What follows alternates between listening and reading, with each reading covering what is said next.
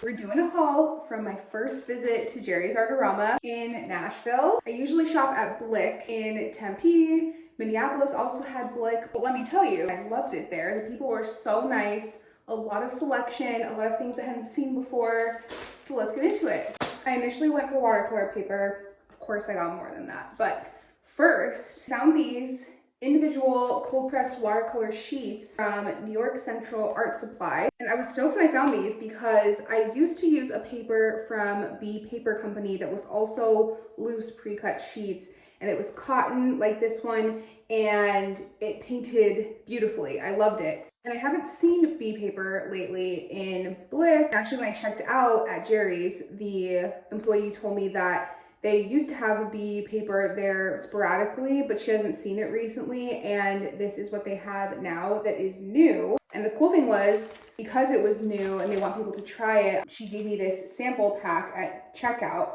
which is all 3 of their watercolor papers: cold pressed, hot pressed, and rough. I will tell you, I've used this. It's amazing. It just takes the paint so well. This is something I have not seen at Blick. They had an entire jelly gouache section, and you could get the pre-made kits, which you may have seen. They're like those very satisfying videos where you peel back the paper on each little pot of jelly gouache.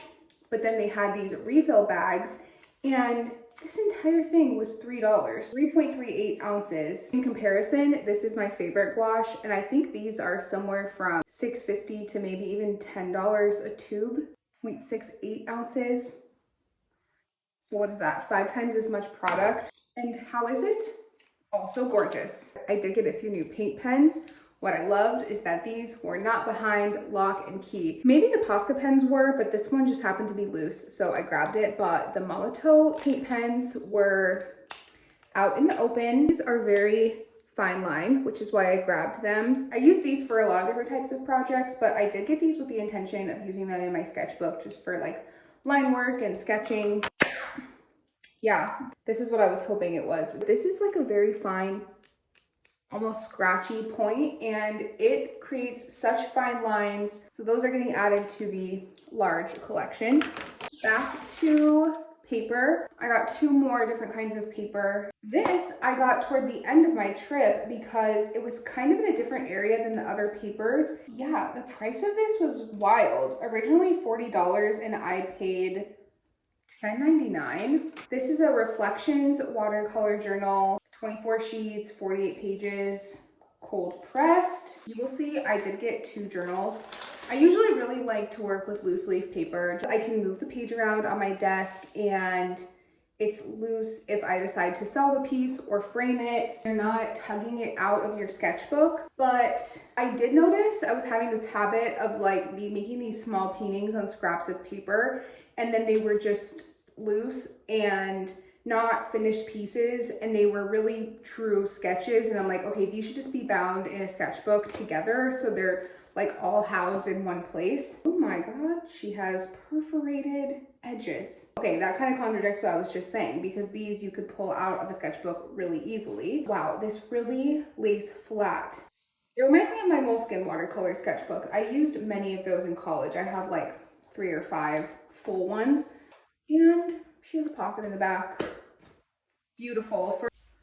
Now, last but surely not least, if you like the last journal, you're gonna love this. This is a watercolor journal, which was packaged, but I've already used it. I guess this company is owned by Speedball, but it's called Handbook Journal Co. But it is kind of interesting that like a larger brand owns it. Here she is, watercolor sketchbook to end all watercolor sketchbooks in my opinion, but I'll probably find a new one I like in 3 months. But this has 140-pound paper. Honestly, now that I compare the 2 of these, knowing that this has perforated edges and lays flat, this might be a underdog. But this one, they had a sample out on display, so I got to hold it and feel it, and it's gorgeous. It's bound in natural linen. It also has the elastic, just like the other one. It also has a pocket in the back, a little more fancy. It's clear plastic. Really see how gorgeous this lays.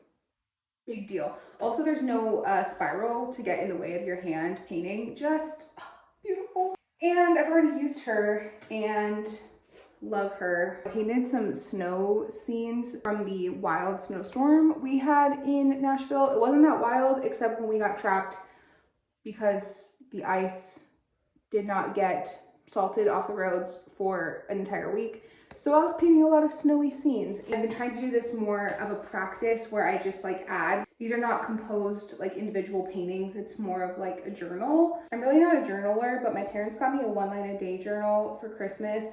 And I was enjoying just the short act of writing a few lines each day, and it inspired me to do that visually. Something about me, I don't try to treat any of my art supplies too precious. Like, you will see that my art supplies really get put through it, and to me, that's the point of them. So even with one of these being nicer, one being cheaper, I will be using them because that's what they're there for. I forgot one item. Another paper. Did we get 4 kinds of paper? We did. I used to use these years ago. They are little artist trading cards made by Strathmore. They measure, you could cut your own. They just measure 2.5 by 3.5 inches. And I kind of felt like doing that again. That was my first visit to Jerry's. It will not be my last. Thank you, Jerry's, for existing, and let there be art.